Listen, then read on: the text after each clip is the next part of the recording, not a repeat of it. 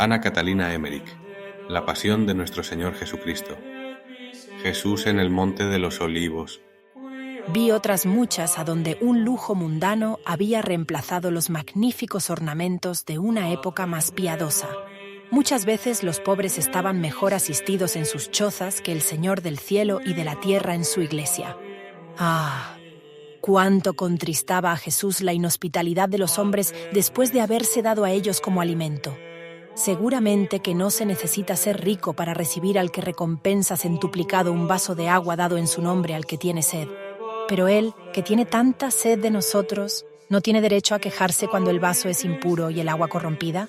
Por consecuencia de estos descuidos, vi a los débiles escandalizados, el sacramento profanado, la iglesia abandonada, los sacerdotes despreciados, la impureza y la negligencia se extendían hasta las almas de los fieles. Dejaban sin purificar el tabernáculo de su corazón cuando Jesús bajaba a él, como dejaban el tabernáculo puesto sobre el altar. Aunque hablara un año entero, no podría contar todas las afrentas hechas a Jesús en el Santísimo Sacramento, que supe de esta manera. Vi a los autores de ellas asaltar al Señor y herirlo con diversas armas, según la diversidad de sus ofensas. Vi cristianos irreverentes de todos los siglos, sacerdotes frívolos o sacrílegos, una multitud de comuniones tibias o indignas, guerreros furiosos profanando los vasos sagrados, servidores del demonio empleando la sagrada Eucaristía en los misterios de un culto infernal. Vi entre ellos gran número de doctores, esclavos de la herejía por sus pecados, atacando a Jesucristo en el Santísimo Sacramento de su Iglesia, y arrancando de su corazón, por medio de sus seducciones, una multitud de hombres por los cuales había vertido su sangre. ¡Qué espectáculo tan doloroso! Yo veía la iglesia como el cuerpo de Jesús, y una multitud de hombres que se separaban de ella, y que rasgaban y arrancaban pedazos enteros de su carne viva. Jesús los miraba con ternura y gemía al verlos perderse. El que se había dado a nosotros por alimento en el Santísimo Sacramento, a fin de juntar en un solo cuerpo, el de la Iglesia su esposa, a los hombres separados y divididos a lo infinito, se veía despedazado en ese mismo cuerpo, pues su principal obra de amor, la Eucaristía, a donde todos los hombres debían consumirse en la unidad, se convertía, por la malicia de los falsos doctores, en piedra de choque y de separación. Vi de este modo pueblos enteros arrancados de su seno y privados de participación en el tesoro de la gracia legado a la Iglesia. Por fin, vi todos los que estaban separados de ella sumergidos en la incredulidad, la superstición, la herejía, la falsa filosofía mundana. Llenos de furor, reuníanse en grandes bandos para atacar a la Iglesia, excitados por la serpiente que se agitaba en medio de ellos. Era lo mismo que si Jesús se hubiera sentido despedazar. Yo estaba tan llena de horror y de espanto que una aparición de mi esposo celestial me puso misericordiosamente la mano sobre el corazón, diciéndome estas palabras: «Nadie ha visto eso todavía, y tu corazón se partiría de dolor si yo no lo sostuviera». Vi las gotas de sangre caer sobre la pálida faz del Salvador.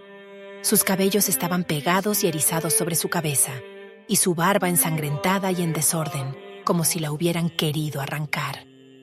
Después de la visión de que acabo de hablar, huyó fuera de la caverna y volvió hacia los discípulos, mas su modo de andar era como el de un hombre cubierto de heridas y que, cargado con una mole inmensa, tropezaba a cada paso. Cuando vino a los apóstoles no estaban estos acostados para dormir como la primera vez. Tenían la cabeza cubierta, doblegados sobre las rodillas, en la misma posición que tiene la gente de ese país cuando está de luto o quiere orar. Quedáronse traspuestos, vencidos por la tristeza y la fatiga. Jesús, temblando y gimiendo, se acercó a ellos y se despertaron. Pero cuando a la luz de la luna lo vieron delante, de pie, con la cara pálida y ensangrentada, el pelo en desorden y los ojos cansados, no lo conocieron de pronto, pues estaba muy desfigurado. Al verle juntar las manos, se levantaron, lo tomaron por los brazos, lo sostuvieron con amor, y él les dijo con tristeza que lo matarían al día siguiente, que lo prenderían dentro de una hora, que lo llevarían ante un tribunal, que sería maltratado, azotado y entregado a la muerte más cruel. Les rogó que consolasen a su madre y también a Magdalena. No le respondieron, pues no sabían qué decir. Tal sorpresa les habían causado su presencia y sus palabras, hasta creían que estaba delirando. Cuando quiso volver a la gruta, no tuvo fuerza para andar. Juan y Santiago lo condujeron y volvieron cuando entró en ella. Eran las 11:15, poco más o menos. Durante esta agonía de Jesús, vi a la Virgen Santísima llena de tristeza y de amargura en la casa de María, madre de Marcos. Estaba con Magdalena y María en el jardín de la casa, encorvada sobre una piedra y apoyada sobre sus rodillas. Muchas veces perdió el conocimiento, pues vio interiormente muchas cosas de la agonía de Jesús. Había enviado un mensajero a saber de él, y no pudiendo esperar su vuelta, se fue inquieta con Magdalena y Salomé hasta el valle de Josafat. Iba cubierta con un velo, y con frecuencia extendía sus brazos hacia el monte de los Olivos, pues veía en espíritu a Jesús bañado de un sudor de sangre, y parecía que con sus manos extendidas quería limpiar el rostro de su hijo. Vi estos impulsos de su alma ir hasta Jesús, que se acordó de su madre y la miró como para pedirle socorro. Vi esta comunicación entre ambos, bajo la forma de rayos que iban del uno al otro. El Señor se acordó también de Magdalena y tuvo piedad de su dolor, y por eso recomendó a los discípulos que la consolasen, pues sabía que su amor era el más grande después del de su madre, y había visto que sufría mucho por él y que no le volvería a ofender jamás. En aquel momento, los 8 apóstoles vinieron a la choza de follaje de Getsemaní, conversaron entre sí y acabaron por dormirse. Estaban perplejos, sin ánimo y atormentados por la tentación. Cada uno había buscado un sitio en donde poderse refugiar y se preguntaban con inquietud: ¿qué haremos nosotros cuando le hayan hecho morir? Lo hemos dejado todo por seguirle. Somos pobres y desechados de todo el mundo. Nos hemos dado enteramente a él, y ahora está tan abatido que no podemos hallar en él ningún consuelo.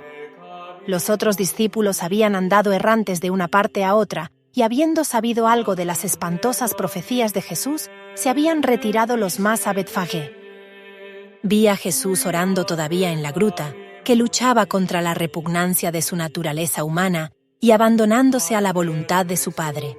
Aquí el abismo se abrió delante de él, y los primeros grados del limbo se le presentaron. Vi a Adán y a Eva, los patriarcas, los profetas, los justos, los parientes de su madre y Juan Bautista, esperando su llegada al mundo inferior, con un deseo tan violento que esta vista fortificó y animó su corazón lleno de amor. Su muerte debía abrir el cielo a estos cautivos.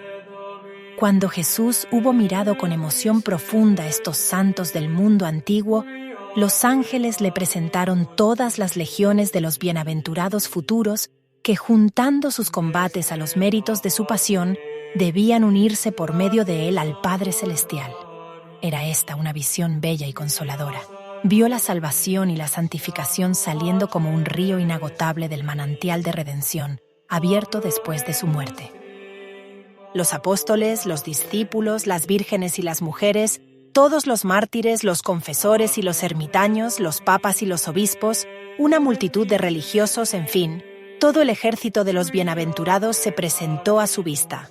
Todos llevaban una corona sobre la cabeza, y las flores de la corona diferían de forma, de color, de olor y de virtud, según la diferencia de los padecimientos, de los combates, de las victorias con que habían adquirido la gloria eterna.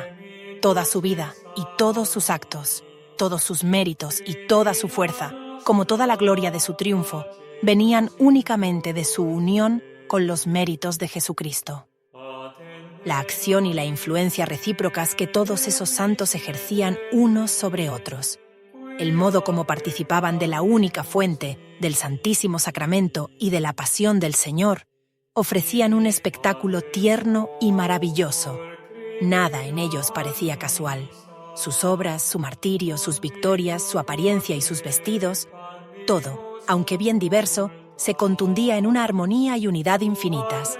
Y esta unidad en la diversidad era producida por rayos de un sol único, por la pasión del Señor, del Verbo hecho hombre, en quien estaba la vida, luz de los hombres, que brilla en las tinieblas y que las tinieblas no han comprendido. Era la comunión de los santos futuros que pasaba ante el Espíritu del Salvador, el cual estaba entre los deseos de los patriarcas y el ejército triunfante de los bienaventurados futuros. Estas dos muchedumbres, completándose la una a la otra, rodaban el corazón amante del Redentor como una corona. Este espectáculo tierno dio al alma de Jesús un poco de alivio y de fuerza. Amaba tanto a sus hermanos y a sus criaturas que hubiera aceptado gustoso todos los padecimientos que iba a sufrir por la redención de una sola alma. Como estas visiones se referían a lo futuro, estaban a cierta altura. Pero estas imágenes consoladoras desaparecieron y los ángeles le presentaron su pasión, que se acercaba. Vi todas las escenas presentarse delante de él, desde el beso de Judas hasta las últimas palabras sobre la cruz. Yo vi allí todo lo que veo en mis meditaciones de la pasión. La traición de Judas, la huida de los discípulos, insultos delante de Anás y de Caifás, la apostasía de Pedro, el tribunal de Pilatos, los denuestos de Herodes, los azotes, la corona de espinas, la condenación a muerte, el camino de la cruz, el sudario de la Verónica, la crucifixión, los ultrajes de los fariseos, los dolores de María, de Magdalena y de Juan, la abertura del costado, en fin, todo le fue presentado con las más pequeñas circunstancias. Aceptó todo voluntariamente y a todo se sometió por amor de los hombres. Vio y sintió también el dolor actual de su madre, a quien la unión interior con sus padecimientos había hecho caer sin sentidos en los brazos de sus amigas. Al fin de las visiones sobre la pasión, Jesús cayó sobre su rostro como un moribundo. Los ángeles desaparecieron. El sudor de sangre corrió con más abundancia y atravesó sus vestidos.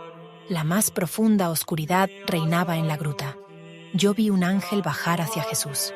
Era mayor, mucho más parecido a un hombre que los que había visto antes. Estaba vestido como un sacerdote y traía en sus manos un pequeño cáliz semejante al de la cena. En la boca de este cáliz se veía una cosa ovalada del grueso de una haba, que esparcía una luz rojiza.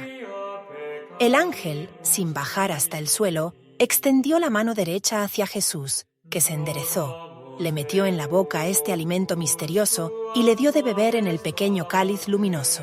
Después desapareció. Habiendo Jesús aceptado libremente el cáliz de sus padecimientos y recibido nueva fuerza, estuvo todavía algunos minutos en la gruta en meditación tranquila, dando gracias a su Padre Celestial. Estaba todavía afligido, pero confortado naturalmente hasta el punto de poder ir al sitio donde estaban los discípulos, sin caerse y sin sucumbir bajo el peso de su dolor. Estaba pálido, como siempre, pero su paso era firme. Habíase limpiado la cara con un sudario y compuesto los cabellos que le caían sobre las espaldas empapados en sangre. Cuando Jesús llegó a sus discípulos, estaban estos acostados, como la primera vez. Tenían la cabeza cubierta y dormían. El Señor les dijo que no era tiempo de dormir, que debían despertarse y orar. «Ved aquí la hora en que el Hijo del Hombre será entregado en manos de los pecadores», les dijo. «Levantaos y andemos. El traidor está cerca. Más le valdría no haber nacido». Los apóstoles se levantaron asustados, mirando alrededor con inquietud. Cuando se serenaron un poco, Pedro dijo con animación: «Maestro, voy a llamar a los otros para que te defendamos». Pero Jesús le mostró a cierta distancia del valle, del lado opuesto del torrente de Cedrón, una tropa de hombres armados que se acercaban con faroles y le dijo que uno de ellos le había denunciado. Les habló todavía con serenidad, les recomendó consolar a su madre y les dijo: «Vamos a su encuentro, me entregaré sin resistencia en manos de mis enemigos». Entonces salió del huerto de los olivos con sus 3 discípulos y vino al encuentro de los soldados en el camino que estaba entre aquel y Getsemaní. Cuando la Virgen Santísima volvió en sí entre los brazos de Magdalena y de Salomé, algunos discípulos que habían visto acercarse los soldados vinieron a ella y la llevaron a casa de María, madre de Marcos. Los soldados tomaron un camino más corto que el que había seguido Jesús, viniendo del cenáculo. La gruta en que Jesús acababa de orar no era la misma donde tenía costumbre de hacerlo en el Monte de los Olivos. Iba ordinariamente a otra más lejos, en donde un día, después de haber maldecido a la higuera estéril, había orado en suma aflicción, extendidos los brazos y recostado sobre una piedra. Las huellas de su cuerpo y de sus manos quedaron estampadas en la piedra y fueron veneradas más tarde, pero ya no se sabía en qué ocasión hubo de verificarse este prodigio. He visto muchas veces semejantes signos sobre la piedra, sea de profetas del Antiguo Testamento, sea de Jesús o de María, o de algunos apóstoles. He visto también los de Santa Catalina de Alejandría sobre el monte Sinaí. No eran muy profundos, se parecían a los que quedan apoyando la mano sobre una pasta espesa. Para conocer más sobre la filosofía cristiana, doctrina y espiritualidad católica, suscríbete y comparte los videos.